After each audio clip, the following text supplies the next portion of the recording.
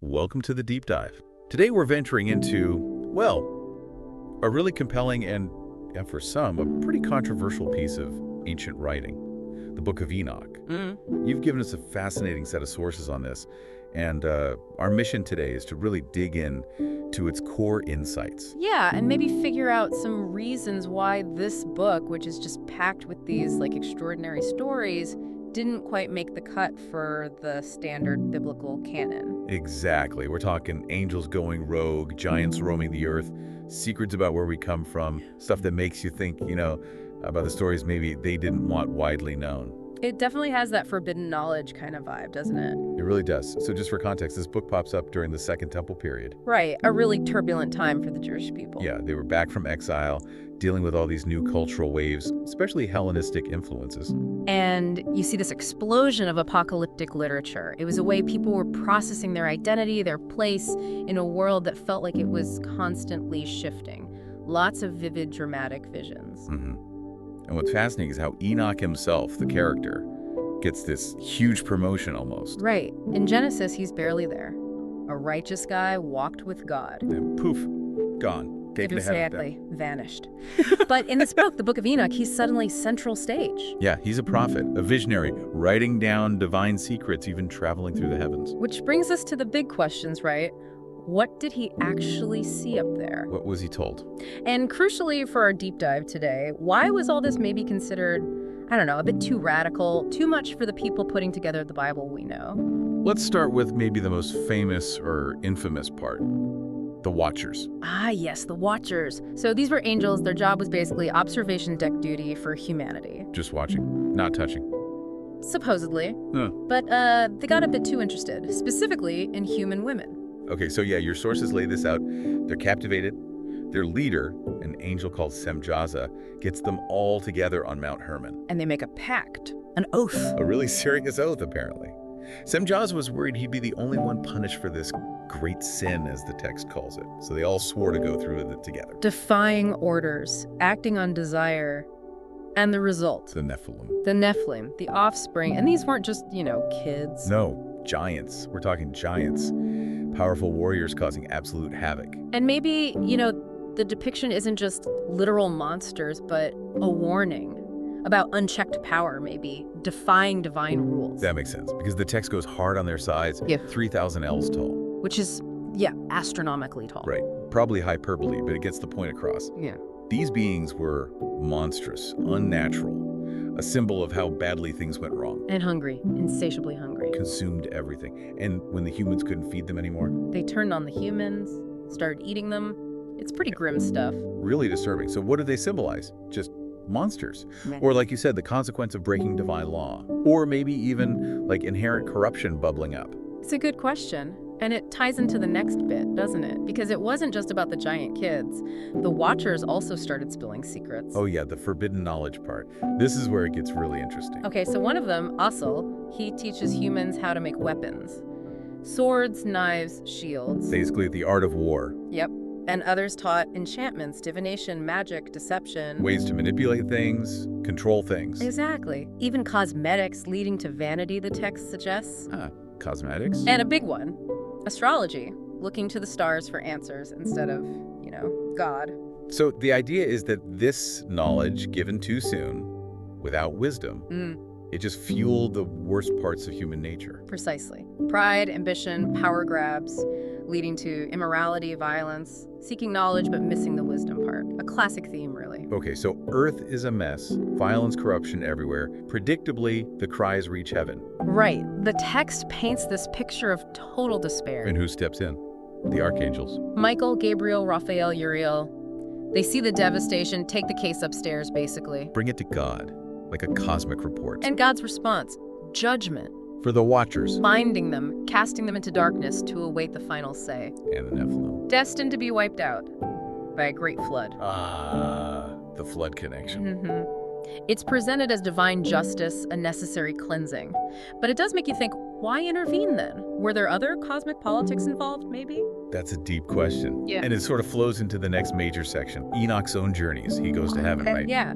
Not just one trip either. It's a series of ascents, different levels, different heavens, guided by various angels. Okay, Take us through it. First heaven.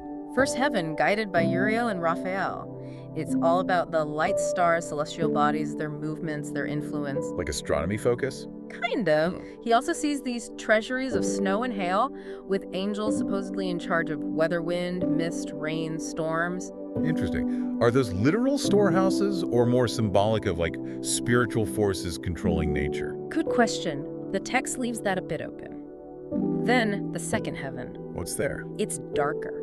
This is where he sees the imprisoned fallen watchers, the main culprits, waiting for judgment. Like Othello. Exactly. There's that quote about binding him hand and foot, casting him into darkness, a stark reminder. Even angels face consequences for messing up. Okay, what about the third heaven? A total contrast. He sees the Garden of Eden, the tree of knowledge. Wow. But it feels less like a tourist spot, more like a place tinged with sadness. Reflecting on humanity's fall, lost harmony, maybe suggesting paradise isn't just a place, but a state of being we lost. That's profound. And the fourth heaven? Back to the sky, this time focusing on the sun and moon, the bodies that govern time, their cycles, their movements. Calendars. Yep, the celestial calendar, dividing time, days, weeks, months, years. There's even talk of the sun moving through specific gates. Oh. Sounds almost like, well, a pretty advanced astronomical model for back then. Definitely. Fifth heaven, more angels. More fallen angels, actually, called the Grigori, but they're different from the ones in the second heaven. These seem restless, tormented, not just bound and waiting. So, different kinds of fallen states, maybe? Perhaps. Then the sixth heaven reveals the angels governing the natural world more broadly. Weather, seasons, winds, clouds. How are they described? Like flaming fire, but they could also look like men. Again, raises that question. Are these forces purely good, maintaining order, or can they be destructive too? And the climax, the seventh heaven. The top, the highest realm, God's abode. Enoch sees the divine throne, countless angels worshiping, pure glory, immense power. Does he learn the ultimate secrets there? The book implies he receives profound insights about creation, human destiny, God's plan. But it doesn't, spell them all out. It kind of invites you to ponder what those secrets might be. Right, leave something to the imagination. So after seeing the heavens, he gets visions of the future. The apocalypse. Exactly, the apocalyptic age. And these aren't vague hints. They're presented as quite detailed accounts. And when we say apocalyptic literature, we mean? It's a genre, really. Often uses symbolic language, reveals divine secrets, visions of the end times. Usually pops up when people are feeling oppressed or facing a crisis. It offers hope, but also judgment. Okay, so what signs does Enoch see preceding this judgment? Wars, nations fighting, brother against brother, familiar stuff, sadly. Famines, earthquakes, a general moral collapse. Less righteousness, more wickedness. There's a quote you mentioned about the earth and hell. Yeah, giving forth what they received. It's very evocative, creates this sense of impending reckoning. Is it literal prophecy, do you think? Yeah. Or more symbolic? A warning about choices? Probably a mix, right? It functions as a strong call for moral responsibility, for repentance, regardless of whether you take the events literally. And the judgment itself for the wicked. It's described pretty graphically. Cast into a fiery abyss, eternal torment, angels doing the casting into a furnace of fire. Intense, but fits with some ancient ideas about the afterlife. Definitely. It's a stark warning about the weight of your choices. But it's not all doom and gloom. There's hope, too. Yes. Crucially, Enoch also sees the resurrection of the righteous. What does that look like? They're transformed into glorious beings, entering eternal peace and joy. The text talks about those who sleep in the dust, awakening some to everlasting life, others to shame. That's huge, because the idea of resurrection wasn't fully formed yet, was it? Not universally, no. This book is actually one of the earliest Jewish texts to really detail it, so it offered immense hope for those considered faithful. Okay, wow. There's also this whole section called the Astronomical Book, right? You mentioned the calendars earlier. Yes, and it's genuinely remarkable. It shows what seems like a really sophisticated grasp of astronomy for its time. Like what kind of details? Really precise descriptions of the sun and moon's movements, phases, cycles, where they rise and set, how they affect seasons, day length. There's that quote about the sun and stars bringing in the years. Exactly! Right, suggesting this perfect, predictable, divinely ordered system. It links observing the heavens directly to understanding God's order. Does it mention constellations, too? It does. Their names, positions, movements, which makes you wonder, Where did this knowledge come from? Lost science? Divine revelation to Enoch? Or just generations of careful sky watching passed down? Probably some combination, yeah. It feels like a blend of observation and perhaps interpreting that through a spiritual lens. And the calendar stuff, solar versus lunar. Why was that so important? Well, the calendar wasn't just for farming. It was tied directly to religious life festivals, Sabbaths, holy days.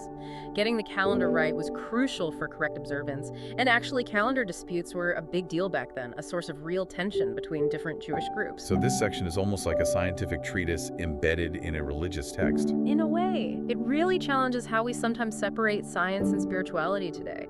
For them, understanding the cosmos was a form of understanding the divine. Which brings us back to the big puzzle.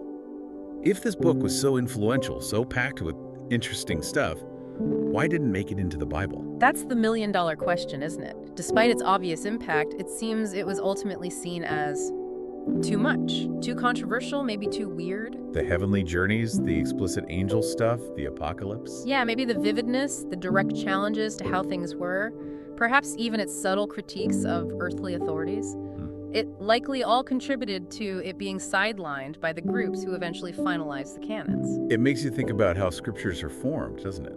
It's not always straightforward. Theology, politics, social pressures, they all play a role. Absolutely. It's a human process, choosing which texts get elevated. But even though it was excluded, its influence didn't just vanish. Not at all. Its impact is undeniable, especially on other Jewish and early Christian writings. You see it clearly in the Dead Sea Scrolls, for instance. How so? They found loads of fragments of Enoch at Qumran. It was clearly a really important text for that community during the Second Temple period. And didn't you say it even gets referenced in the New Testament? It does. Both Jude and 2 Peter allude to Enochian ideas. And Jude actually quotes directly from the Book of Enoch, a prophecy about the Lord coming with his holy ones for judgment. Wow, a direct quote. Yeah. And other early Christian texts, like the Apocalypse of Peter, borrow heavily from Enoch's imagery, its themes, its whole apocalyptic vibe. It shows how fluid religious ideas were back then. So the book kind of went underground but kept influencing things. Pretty much. And it still resonates today, doesn't it? With scholars, theologians, people on spiritual paths. What do you think people get from it now? Well, it's a unique window into ancient beliefs about angels, demons, good versus evil, the cosmos. It helps us trace how those ideas developed. Yeah, the apocalyptic parts. They still serve as a kind of timeless reminder about ethics, consequences, responsibility, and Enoch himself, this figure who walks with God, sees divine secrets. He speaks to that deep human longing for connection, for meaning, right? Definitely. So when someone picks up the Book of Enoch today, what should they keep in mind? How do you engage with something like this? Responsibly, I'd say. Recognize it's an ancient text from a specific context. Ask what wisdom it might hold, what warnings might still apply. Let it challenge your assumptions, maybe, about reality, meaning your place in the universe. It really is an invitation, isn't it? To explore ancient ideas, question things, maybe broaden your horizons a bit. Exactly. It encourages you to dig deeper into that whole ancient worldview. Well, we definitely encourage everyone listening to continue their own exploration. It's a text that leaves you with a lot to think about: forbidden knowledge, how beliefs evolve, and maybe those big, enduring questions we're all still asking.